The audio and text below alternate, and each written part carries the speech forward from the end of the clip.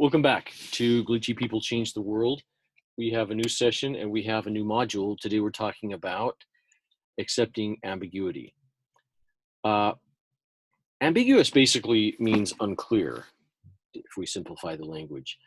Ambiguity tolerance could be described in a couple of ways. One is the ability to accept ambiguity and work through it. That's basically what it means. Another way that it has been expressed is the ability to hold two contradicting ideas in your mind.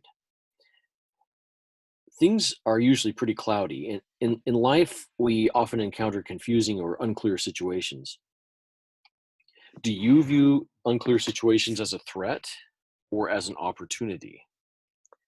Are you okay with unclear situations? Can you make decisions with limited information? So ambiguity tolerance, the concept started in the late 1940s. Jewish scholars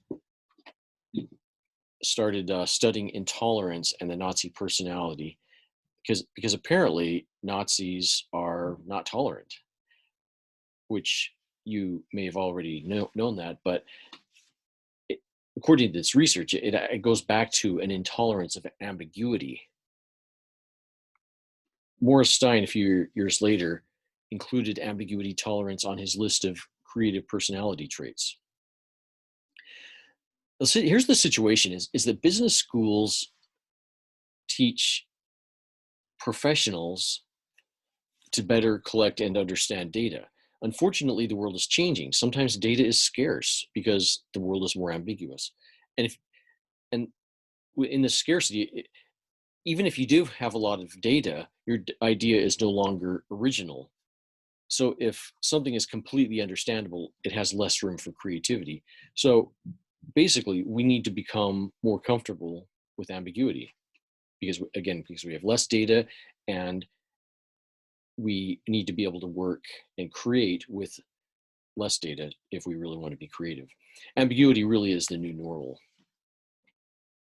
So because creators are rebellious, they might be more skilled in this. A 2011 study says openness to experience consistently predicts creativity. Conflict is okay. Contradictions are okay. Erich Fromm, the psychologist, he was in part of the Frankfurt School of Critical Theory, said that conditions for creativity are to be puzzled, to concentrate, to accept conflict and tension, to feel a sense of self. So if you're judging your personality, if you're trying to do some introspection and try to figure out your ambiguity tolerance levels, something you can ask yourself, which best describes you? I need more data, or I can step into the darkness before I see further. Unclear, does that mean, is that a threat, or is unclear an opportunity? So meet me back here tomorrow for the next module. We've got another interesting thing to talk about.